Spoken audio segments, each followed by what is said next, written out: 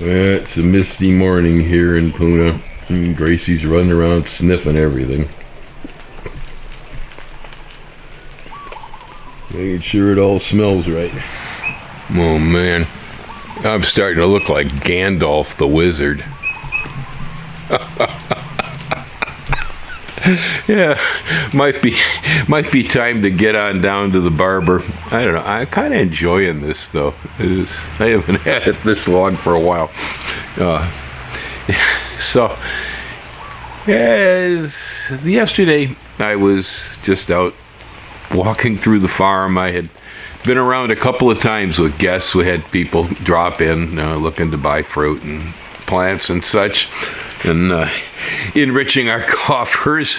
So I was smiley. I had a pocket full of greenbacks, and I just went out, was walking around the place, and I found some mandarins, and I'm carrying them. And then I found a bunch of Valencia oranges that had dropped, and I'm carrying them around, and of course the usual lilycoys and papayas and such. And I was out just walking around gathering fruit, which is something I do probably almost every day or two, that I'll gather fruit. And as I was walking down the hill with a whole armful of produce and started thinking about the world situation today, food shortages, inflation, energy, I don't know, war, and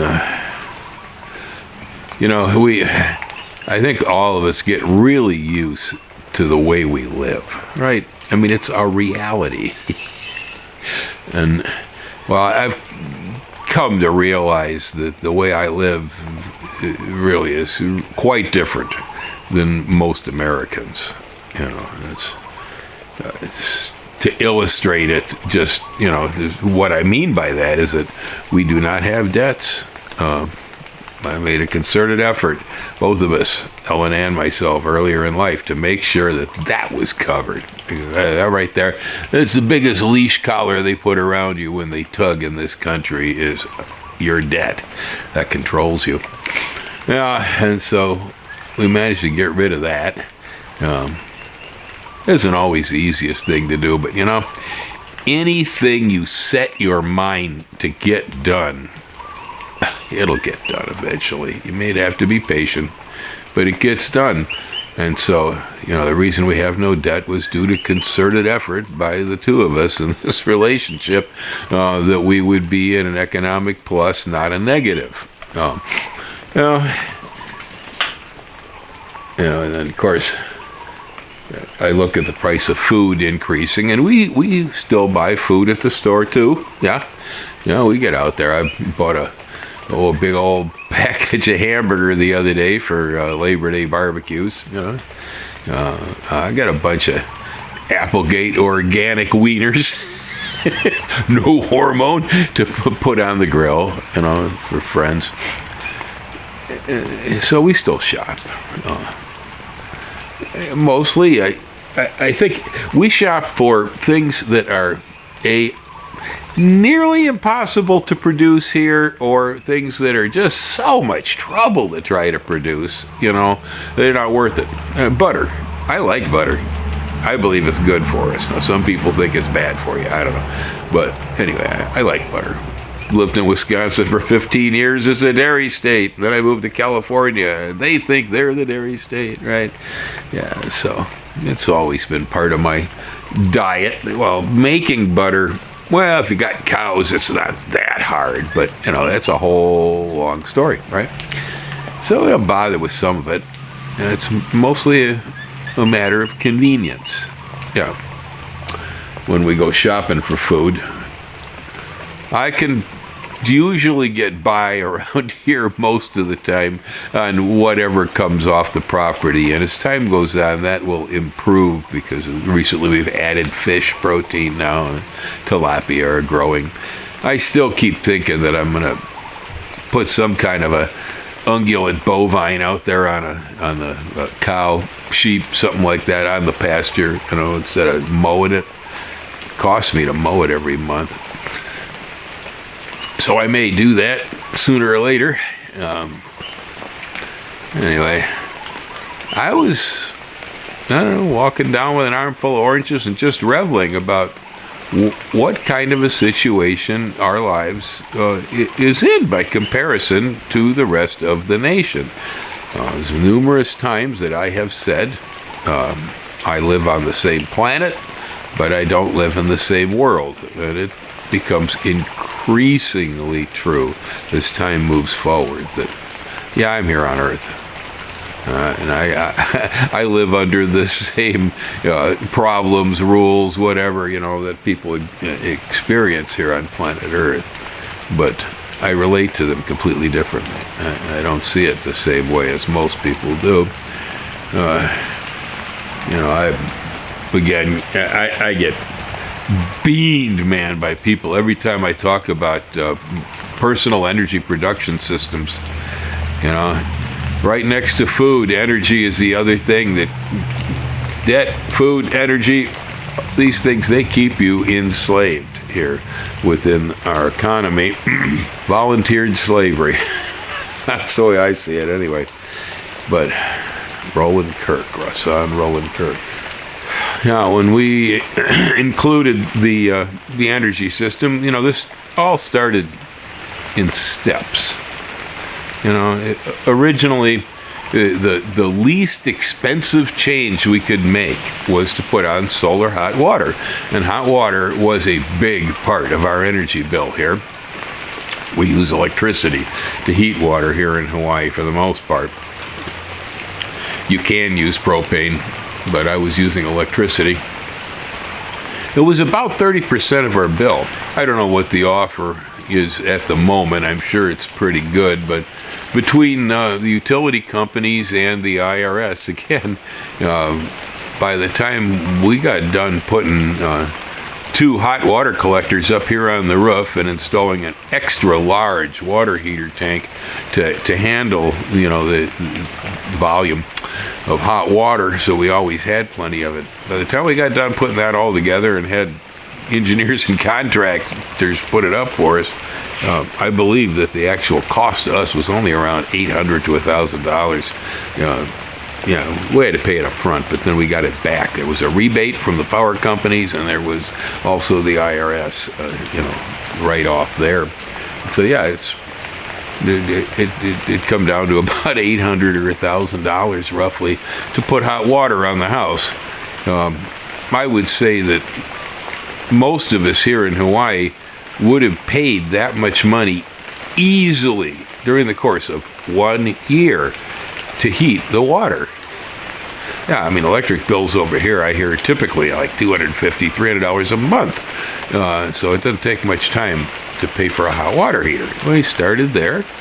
That made an improvement, but I wasn't happy because there was more that could be done. And so then we had the solar system put up on the house, and when that happened, I had told the contractors I wanted a EV car charger installed too, integrated car charger. Well, of course, their first question to me was, "What are you driving?" I said, "Well, I don't know. I'm not driving anything right now." He says, "Well, we need to know what kind of car so I know how to program this thing." And I'm going, "Oh, man. Well, okay. Talk to you later." So we went out and bought an EV. I said, "If you're going to have to program it here's this Chevy. Go ahead." It's the only one I could find on the island anyway. And then they got it programmed. So now, gas had hit $6 a gallon over here. I don't buy gas except for one lawnmower, and occasionally my second car, I will periodically put some fuel in it. I don't use it much, though. It will be going away, too. I won't be keeping it. I am waiting for Ford to come out with an electric Ranger-sized pickup. That's what I want. And I had the Mazda version of that in California. Liked it. Want another one with an electric power plant this time.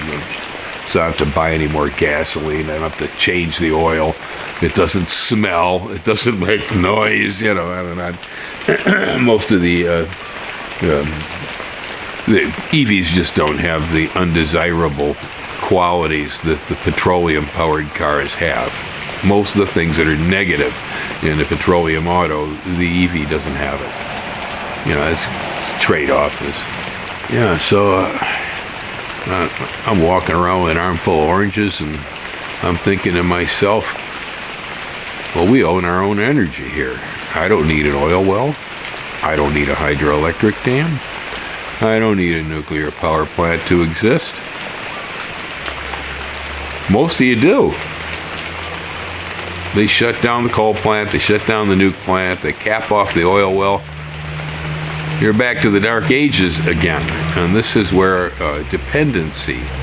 See, I think one of the reasons that I ended up the way I did here is because for decades, long time now, back to boyhood, I had concluded that our social system was pretty much socially acceptable mental illness, that what we call normal is nuts. And I looked at what we were doing, and I said, no, I ain't following you guys around. You're crazy. And so I took off on my own and started developing an independent system of living that exists inside the nation. Okay? I'm suspended within this country. I'm within the matrix here, but I am not necessarily ruled by it, and there's very little any kind of knee-jerk you can pull on me. You can raise the price of gas, and I'll laugh, You can raise the electric rates, and I'll laugh. And by the way, they just lowered them here for some reason. I have no idea how or why they went down. It's... You can raise the price of food. It affects me to some extent. Petroleum affects everybody because everything moves on diesel, So I'm not completely disconnected, but I'm disconnected plenty enough that I'm not hurt by any of this. And I see a lot of people in pain. I see people in pain all the time. They're complaining they're not getting what they should be having. Other people are getting more than what they need, and so on and so forth. It's a matter of decisiveness. Like the way things are, there's only one way to change it. Only one way. Change the way you think. When you change the way you think, the world changes with you. And your life will take on a different approach. You will be doing different things than you used to do. Human energy's big. Man, when you take it and you apply it to something, and you seriously apply it, you say, yep, I'm committed to that idea. It's a good idea, and I'm going there. When you do that, now you change the world. At least you change your world. Now, part of the reason that I'm over here making a pain out of myself is because I successfully managed to change my world. Okay? And it's good. And I love it here. I found a hole in the wall, and I crawled through it. And when I got out the other side, stretched out my arms and went running through fields of flowers here in paradise. And I went, wow, we didn't have to live like that. I didn't have to live like that. And so it's kind of natural, I think, that when a human being finds something that's good, desirable, generally speaking, most of us, if we're kind and caring, will attempt to share it. Now, others who are not so much will attempt to hide it and keep it away from everybody and not let them know. I know I've been told before, why do you share so much of this information? Aren't you worried that... No, I'm not worried. I don't worry. Yeah. I'm not long for the world anyway. Yeah, Corey, let's see. Latest statistics, the American death rate, I'm sure you know this, but they're saying that we are now dying younger than we used to a few years ago. I suppose, the COVID had an effect on that, but, they're saying now the average age of death in the mainland is, 75 point some years, and 75.7 maybe, and it's 77 point something here in Hawaii. Hawaii has a better lifespan than most of the mainland U.S. And so here, if I don't leave the island, I have 6 years left. By average figures. You know what? I tell you what, I got no time to waste with it, too. I see people out there feeling miserable, complaining about stuff. They're protesting. They're running around screaming the elections are flawed. Get a life, people. You ain't got much of it. Seriously. Go do something with your time. Be constructive. Give yourself a better life. The life that you have is the one you have given yourself. It's always that way. I'm not going to argue. If I was living in Ukraine right now, there's a whole lot of things going on that I probably didn't have any cause to affect. Sometimes the elephant bird just kind of craps right out of the sky on your head, and that stuff does happen. It does happen. It's not everything that you experience in life was your fault. Not everything. There's been a few things. Well, learning how to deal with them is where you come in. That's it. How do you deal with them? It's just, we get used to what we live in. It's like a shell, that we create our realities, and we make ideas and beliefs, and they solidify, and they're like a candy coating on an M&M, They produce our sphere of influence and reality with our thoughts. And sometimes we can't reach out beyond the candy shell, because we have made it so hard and intense. Actually, everything's possible. Anything and everything is possible. Some things are not very probable, but nevertheless, I don't think there's hardly anything that can't be done somehow, some way, sooner or later. It may take 1,000,000 years, but it's mostly it's the way we lock ourselves into our belief systems. I have a whole other set of I have no beliefs, but I do have a whole set of ideas I call hypotheses that are what I run my life by, and they appear to have been mathematically accurate. In other words, my assessment by logic of the way I saw the world and the things that I set up for myself and the systems that I live under. They may not have been the most perfect ones, but they sure weren't too far off the track, because it becomes very clear to me, sitting here in front of this camera on this island in the rain this morning, I got a lot better life than a whole lot of people do. I'm not dependent. They do what they want to out there most of the time, and it really doesn't matter too much to me.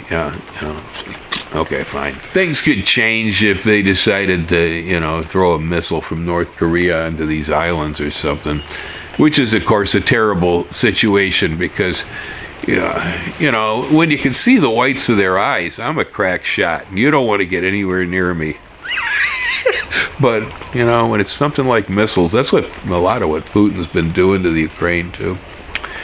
It's terror, You can't really control that kind of stuff. What do you do? So I consider myself to be extremely lucky that where I am placed here, that I don't have to deal with that directly, at least. And I've said this one before, too, that I didn't decide to be in Hawaii. Hawaii decided I was going to be here. This place pulled us here, and it showed us the spot where we were going to live. I'm serious. You really had to be with us, I guess, step by step through this to understand that what I'm saying is actually correct. This wasn't necessarily, like some big plan or dream or anything like that. I didn't want to live in Hawaii. I had no interest in it. I didn't have any resistance to the idea, I guess, either. It was a neutral. Hawaii, I don't know, maybe, whatever. I had planned for California. Economically, I get booted here. So this was the right thing to do. Following serendipity in life, man, when you see the synchronicities that pop up and things happen that are slightly improbable, but they point in directions. They're the road signs, follow them. But remember, those road signs, you're the one putting them up most of the time. You're at least the one interpreting them. I am frequently, not necessarily told right flat to my face, but frequently it's at least implied that, yeah, well, Bill, what you do, that's what you do, but that isn't possible for the rest of us. I hear that a lot. And of course, I know that for the most part, that's BS. If you really wanted to change your lifestyle, you could change it. I'm not wanting people to emulate me or follow me around. A long time ago, I could have made a lot of money by starting a church if I wanted followers. Yeah, I preach well. Really, I think the only reason that I sit here and talk about this stuff is I know I can have my life, well, as good as possible, right? But it doesn't matter unless the rest of the world comes up with it. That has to happen. Yeah, like I say, every time diesel fuel goes up, I get burned too, man. And so those of us who have a vision, who have perhaps see a reality that's different than the current one and live it, that it's required to share it. Again, it has much to do with, self-actualization, and that as your needs become met, I don't worry about food. I don't worry about energy. I don't worry about debt anymore. So all that lower strata stuff that traps people and drives them insane in this country, I'm not there anymore. So that means I got, time to give back to the rest of the world. It's essential. You can't see things the way I see them and not attempt to try to tell other people that they're there. It was many, many, many, many, many years ago that I started on this path. And the path that I live on has been one step at a time. Like I said, there was a solar hot water heater, then there were electric paddles, and so on. Everything has been one step at a time, kind of going up a stairway of life, gradually heading towards a goal that I was looking towards, which is self-sufficiency, sustainability, clean living, energy that doesn't leave imprints on the planet, and so on. The basic green existence. And also, a green existence is a relatively stress-free existence, too. I don't experience the stressors that a lot of people do. They're not part of my life. So if you reach a point in life like that, you have no option but to try to get back to the rest of the people and go, hey, folks, this really works. I don't care what they tell you. I've been living it for a long time. I get naysayers and negativity on this channel all the time, telling me, oh, that can't possibly be. Oh, no, there's all kinds of problems with it. Well, guess what? You guys are full of BS, because you don't live the way I do, but I live the way I do, and the way I live works. Works better than the way you live. Yeah! That's true. Uh-huh. Yeah, what seems weird, what seems off-center, what seems too strange and not possible is actually a more appropriate way for most human beings to exist on this planet today. I'm sure of it. I'm sold.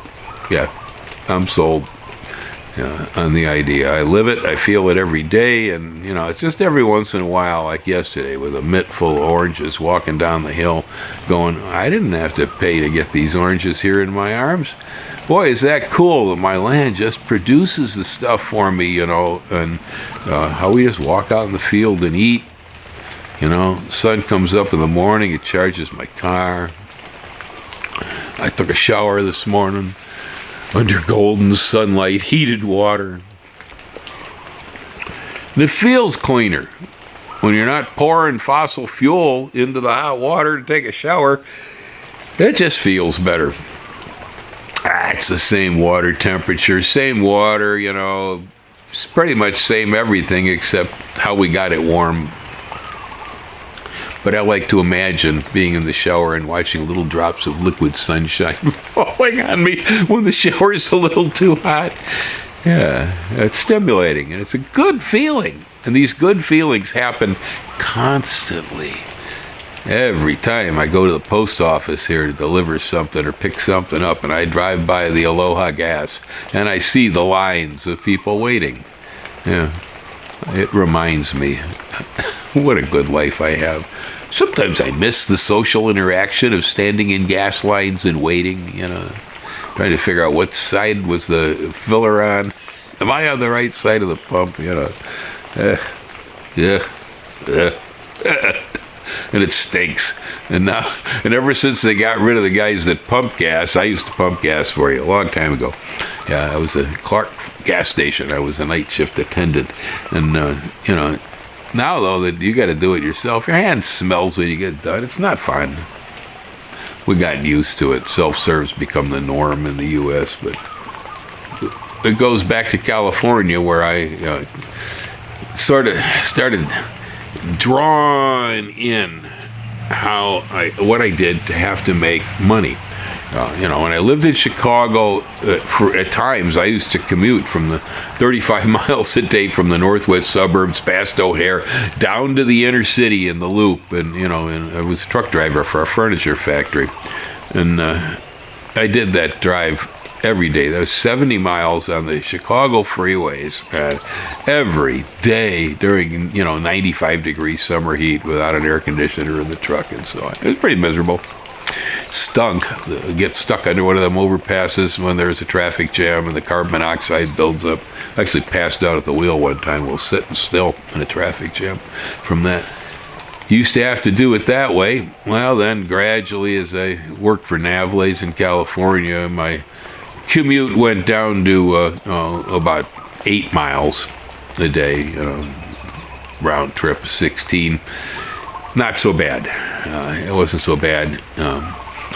That was fair, but then when I started the Green Garden Service, I put absolute limits on both what time would I be out on the road moving to your property for a client, so I avoided the rush hours, and how far I was going to go. I usually set almost all my clients up so that they were on crosstown traffic instead of freeways, so I didn't have to duck into the freeways during rush hours or anything like that. I would pick and choose clients depending on how close they were to my house, how far I had to drive to get there, Gradually pulling it in. Well, and then for a while in California, I was doing farmers markets, selling nursery stock at farmers markets. And boy, oh boy, picking that stuff up, moving it to the market, setting it up, selling it all day long, and then packing up what was left that wasn't destroyed by shoppers, or by me from moving it, putting it back in the truck and over and over and over again. And I tell you, that right there was the end of the story. I said, from now on, you come to me. I don't go to you.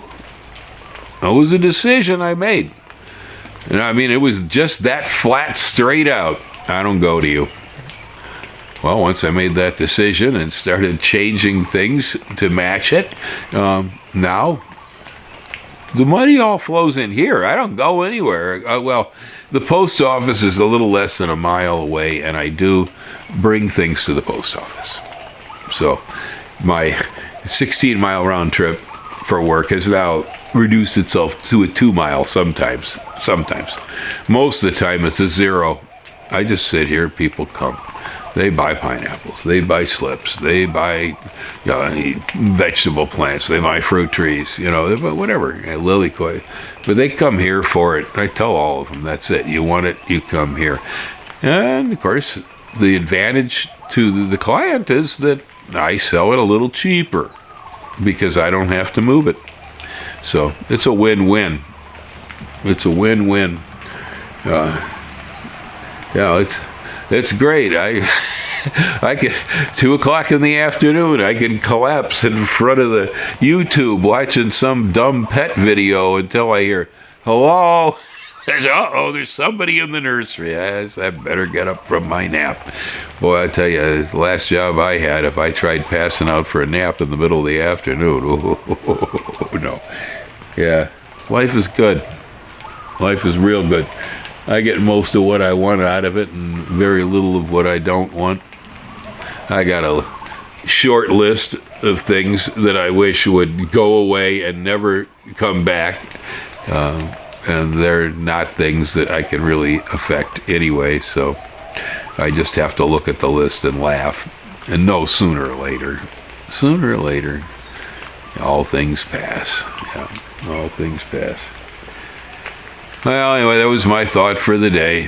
Just a armful of oranges. I picked them up, wandering along, going, geez, this is neat. This is so neat. Hang loose, folks. Aloha.